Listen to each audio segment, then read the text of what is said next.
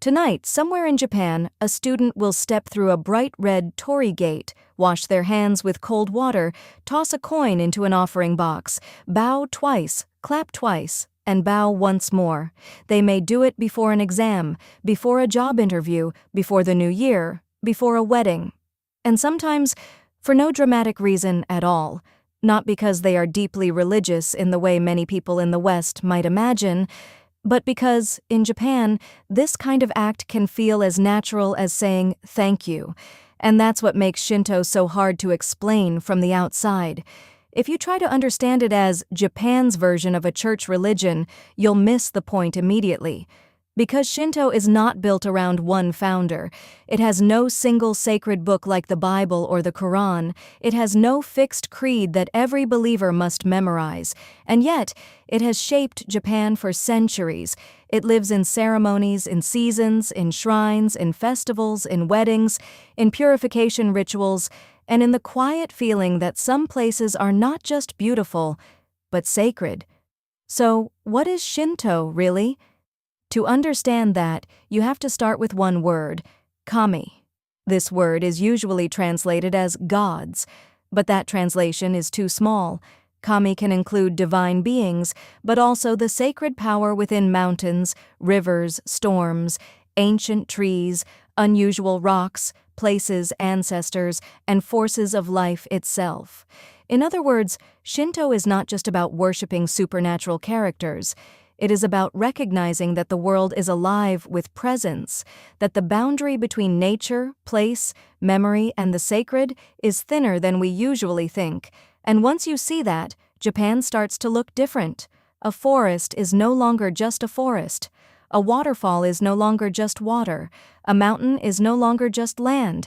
It may be a place where the human world touches something greater than itself. That's why shrines matter. To many outsiders, a Shinto shrine can look simple.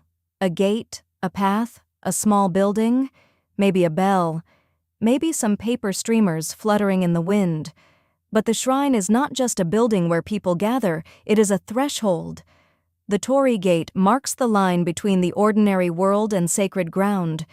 You bow before entering because you are not just walking into a tourist site, you are stepping into a different kind of space.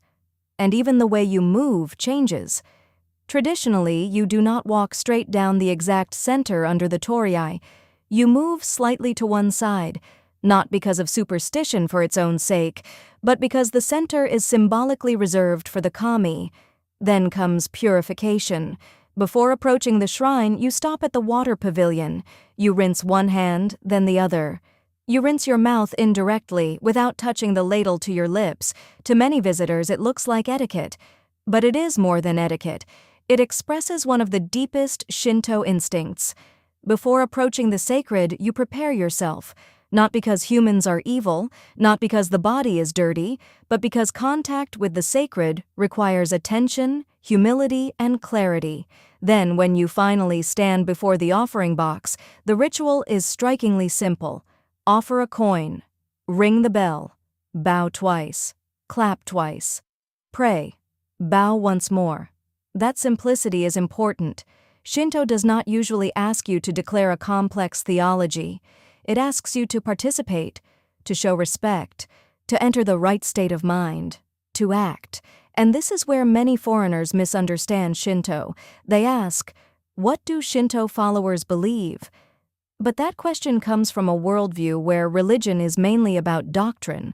Shinto has always been harder to separate into belief, behavior, identity, and culture. It is woven into life. One major reference work describes it not simply as a formal system of belief, but as something visible in Japanese social life, values, and personal motivations. That's why someone in Japan may celebrate New Year at a shrine, hold a Shinto wedding, join a local festival, respect shrine customs, and still not describe themselves as religious in the way that word is often used in English. From the outside, that can seem contradictory. From the inside, it often doesn't.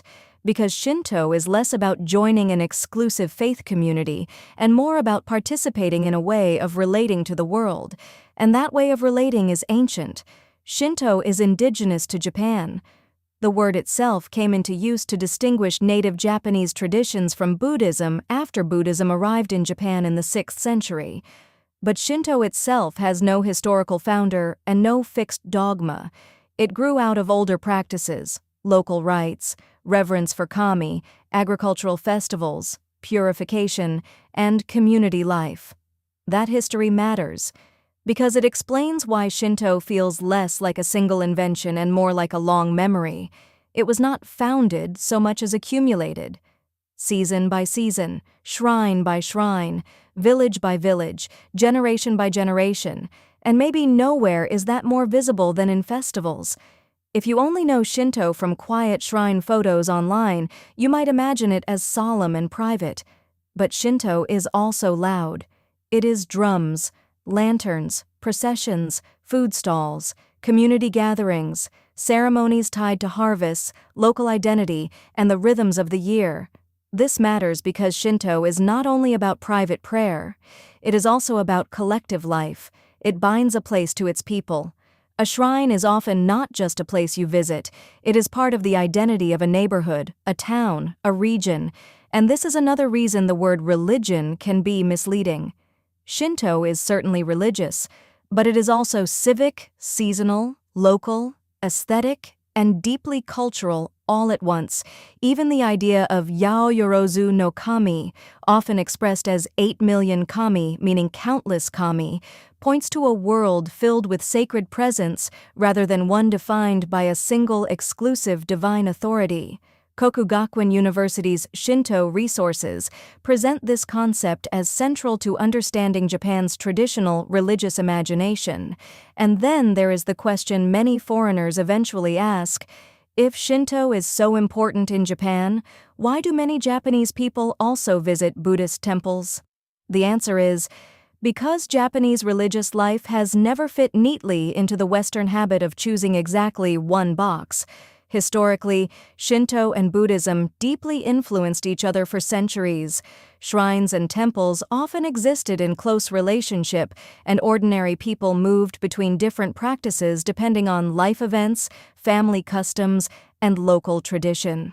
So if you are looking for a clean sentence like, Shinto is the Japanese version of X, there isn't one. Shinto is not just a creed. It is not only mythology. It is not merely folklore. And it is definitely not just worshipping nature. It is a way of recognizing sacred presence in the world, honoring it through ritual, and keeping human life in right relationship with place, season, community, and memory. That is why a shrine visit can feel both small and enormous. You walk through a gate, wash your hands, bow, clap, pray, leave. Objectively, almost nothing has happened, and yet, in another sense, everything has happened. You marked a boundary. You slowed your body.